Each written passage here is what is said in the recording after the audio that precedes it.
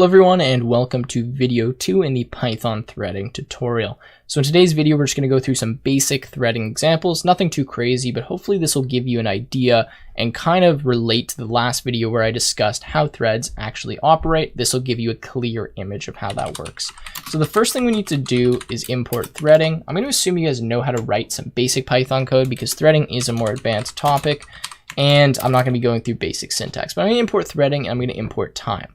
So keep in mind that the threading module has changed a lot over the years in Python. So it actually went from being called import thread like this in Python 2, and now that's actually deprecated, and now you can access that by doing _thread.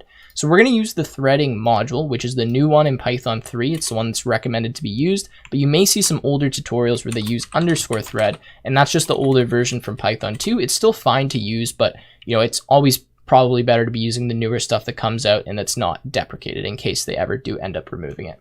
So anyways, we have import threading.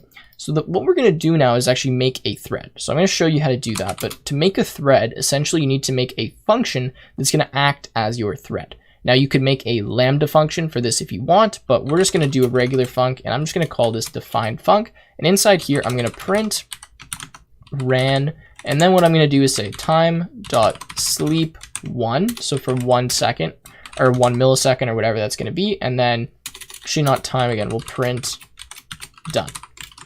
So this is our function, and I want to turn this into a thread and run it. So to do this, I need to make a thread. Now to make the thread, we use the threading module, so we can say x equals threading, where x will just be the variable that stores our thread, dot thread. And then inside here, we have to define the target, which is going to be the function that we want to run for this thread. So we're going to say func. Notice I don't put the brackets like that. I'm just putting actually the name of the function. And then what I'm going to say is args equals and then a tuple. So here, if you want to pass arguments to your function, what you need to do is define this args keyword like this. And the way this works is it takes a tuple value. So let's say I had like the parameter y inside of here. If I wanted to pass a value for y, what I would actually need to do is put the value in here and then put a comma. Even though there's nothing after the comma, you need to put one because in Python, if you just do a tuple like this, like you just put brackets around something, it automatically removes those brackets and just evaluates it as a regular thing if there's not more than one item inside the tuple. So to do this, you can put comma, and this will mean that none will automatically be inferred afterwards, and it will keep this like as a tuple, which is the form that it needs to be passed in as. So I know that seems kind of confusing, but just like that's how you do that. I'm not going to give any arguments for this specific example because I just want to show how we run a thread. So we've now created our thread object. So the thread objects work a little bit differently than regular functions and stuff in Python. And in fact, to run them, to actually start running another thread, we have to do x.start. Now, it's important to realize that this main line, like this main code of our program, is already running in one thread. So when we start our code, if we haven't done anything and we haven't created any threads, we haven't imported threading, nothing like that, we already immediately have one thread. So when I'm doing this and I'm creating a new thread and starting this, our current program now has two active threads. We have the main thread, and then we have this thread, which we're just calling x for now as the variable, right? And in fact, to get the amount of active threads, what we can do is say threading.activeCount. Now, if we do this and we print this out, we should see that, actually, I'm just going to actually, I don't know if time.sleep is going to do anything. That when we run this, we get 2. And I'm going to run this and just show you actually how this works, and we'll just explore the output together. So we get ran, we get 2, and then we get done. So this seems a little bit strange, but let's walk through this. This completely aligns with the explanation of threading that I've explained before.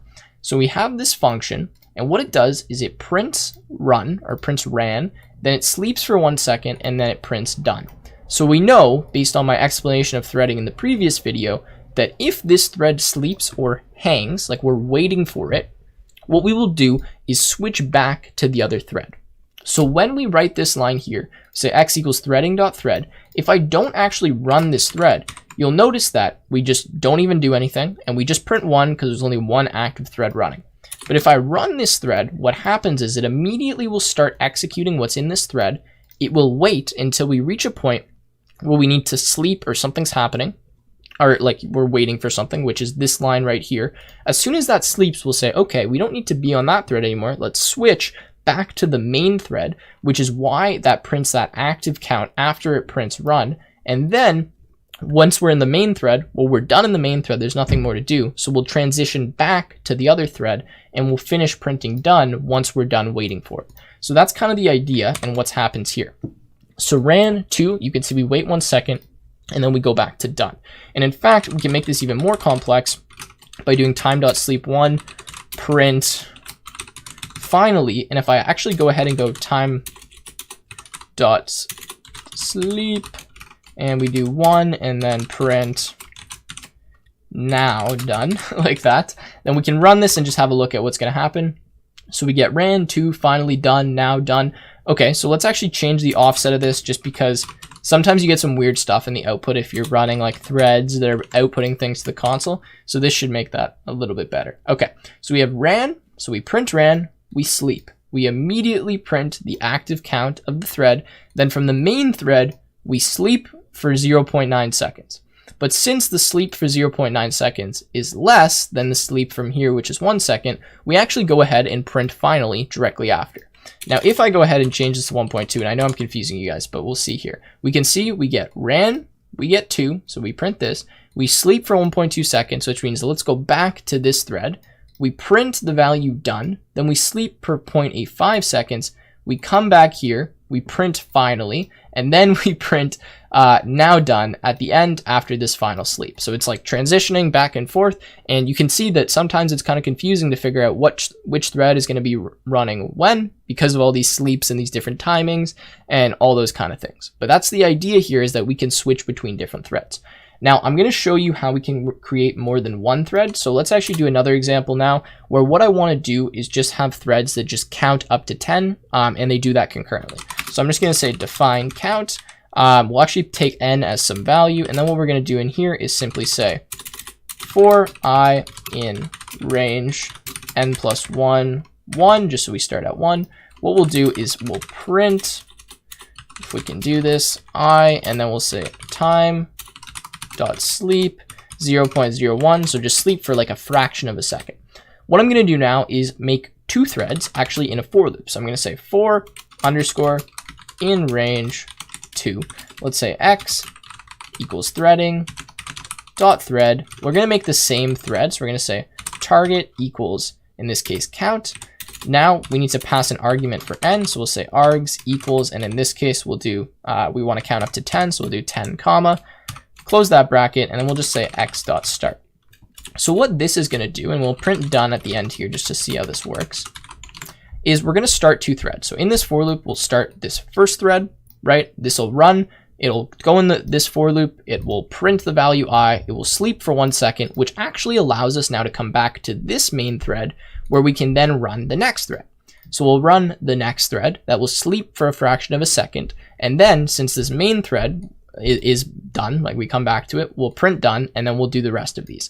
Or there'll be something along the lines of that, but let's run this and have a look. Okay, so we go 1, 1, done. So like I was saying, right, and the reason we get done before we get the rest of the count is because when we pause for those 0.1 seconds in both our count threads, that brings us back to the main thread, which allows us to print done. Then we go back to the other threads and we get 2, 2, 3, 3, 4, 4, 5, 5, 6, 6, 7, 7, 8, 8, 9, 9, 10, 10. Now watch though what happens when I change and I actually pass in an argument for sleep. So in this case, maybe we'll do for I in range 2, so we'll get 0, 1, and we'll just pass, actually I want it to sleep for different amounts of time. Okay, so to sleep for different amounts of time, let's just do this. Let's make 2 separate threads, so we'll say that. We'll make another thread here. Just give me a sec while I type out this example. So we'll say y.start. And now what we're going to do is just make another function, except this one I'll just say count 2. And I just want this one to have a larger delay just to show you what actually ends up happening. So we're going to say count 2 like that. And we'll leave the same example. So now let's run this and let's have a look at what we get. So we get some weird output here. We get 1, 1, done, 2, 2, 3, 4, And then we get 3, 5, 6, 4, 7, 8, 5, 9, 10, 6, 7, 8, 9, 10. So you can see that we're getting kind of some random output because this one is taking longer to sleep than this one, which means that in here we can actually run sometimes twice before we even end up hitting this count 2. So this is the thing with threads, right? Is it's pretty hard to actually figure out which ones are running which, are running when, and how we synchronize them and get them to line up. Okay, so I've switched up the example a little bit right now because I want to show you what happens when we try to use, say, a global variable with different threads. Now, there's tons of different things that can happen. In fact, threads are not very safe when it comes to accessing global memory, and we're going to talk about how we can fix that with locks in the next video. But the idea here is that if we have this global kind of array or list, what I'm going to do now is rather than printing out values, I want to add values into this array. And what I'm going to do is I'm going to time.sleep, right? And I'll actually add another dot to sleep inside of here, inside both of my threads, and I'll call both of them. And then what I want at the end of my program here is to print out a list that looks like this. So 1, 1, 2, 2, 3, 3, 4, 4, 5, 5, that has all of those values in it. So let's see if just by running this right now, and notice that I've just changed it to 5 instead of 10, just to make it a little bit faster for us, that we simply get the value 1, 1 that prints out to the screen pretty well immediately.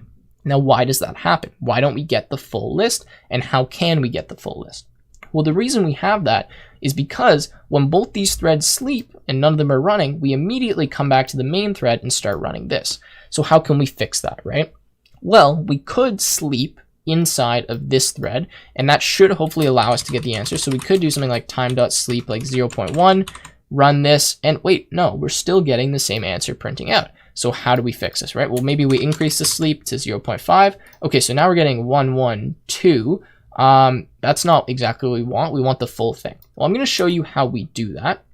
And this is called thread synchronization using what's called the .join method.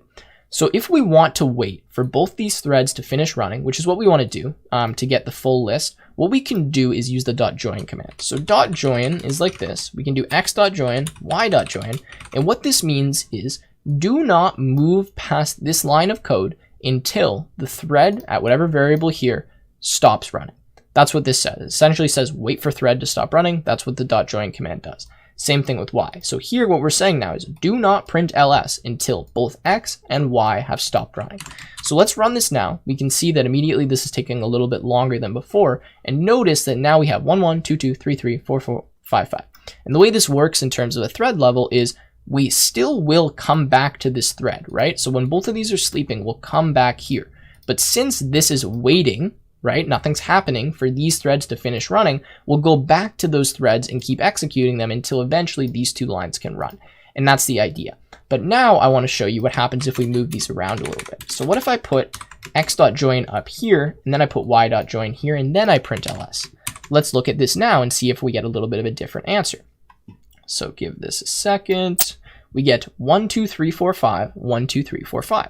So rather than 1, 1, 2, 2, 3, 3, 4, 4, 5, 5, we get this answer. And that's because we didn't even start running the Y thread until we finished executing the X thread, right? And this is how you can synchronize threads together and make sure that they're running in the proper order is by joining them or waiting for them to run.